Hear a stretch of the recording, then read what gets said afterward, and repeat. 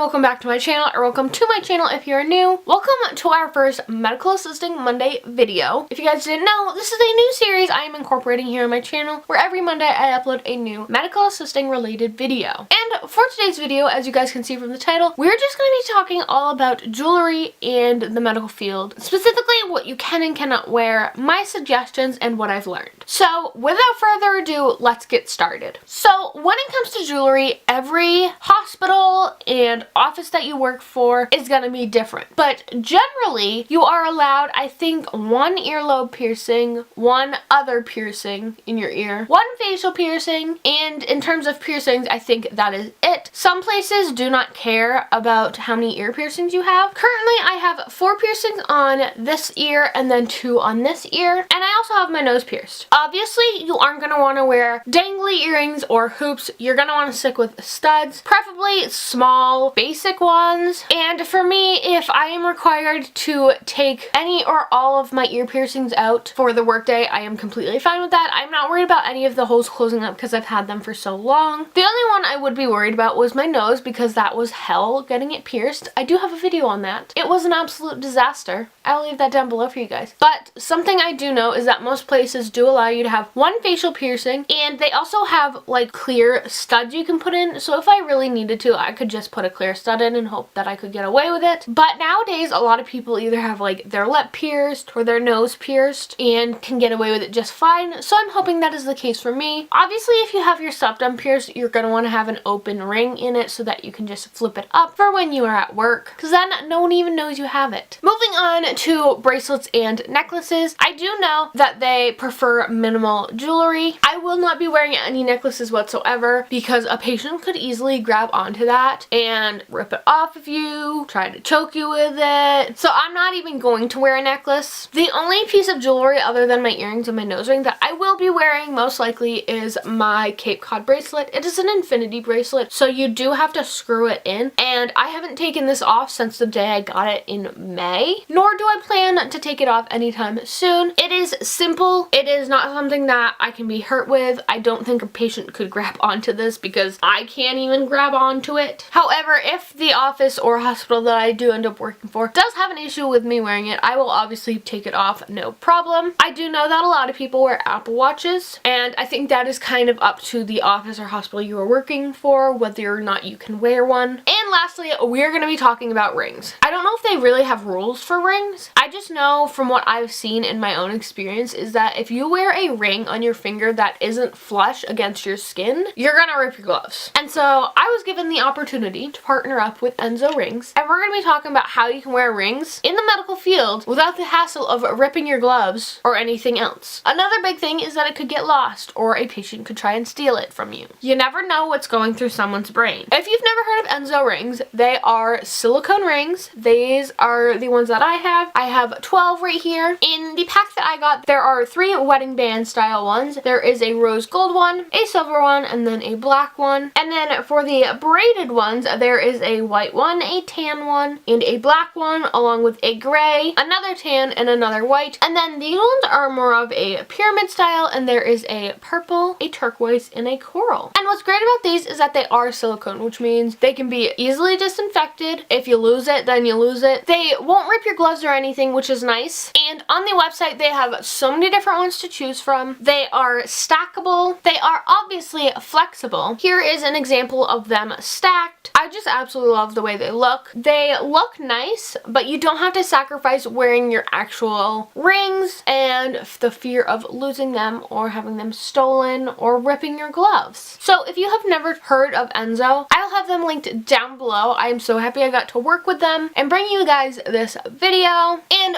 probably the neatest part about ENSO rings is that they are part of a organization, I guess it would be, called Rings for a Reason. And the card says, "Be a force for good." And then it also says, "We donate a portion of proceeds from every ring to organizations around the globe that are working to solve problems like hunger, poverty, disease, and protecting our planet." So when buying these rings, you're also helping a good cause. So those are just my suggestions for what you can and cannot wear and things that I have learned so far. If you guys have any other jewelry related suggestions, or if it's different in the area you live, let others know in the comments down below. If you guys like this video and like this series, be sure to let me know in the comments down below and give this video a big thumbs up. While you guys are down there, be sure to hit that subscribe button to become part of the Allie Packer squad. I hope you guys like this video, and I'll see you guys next time. Bye guys!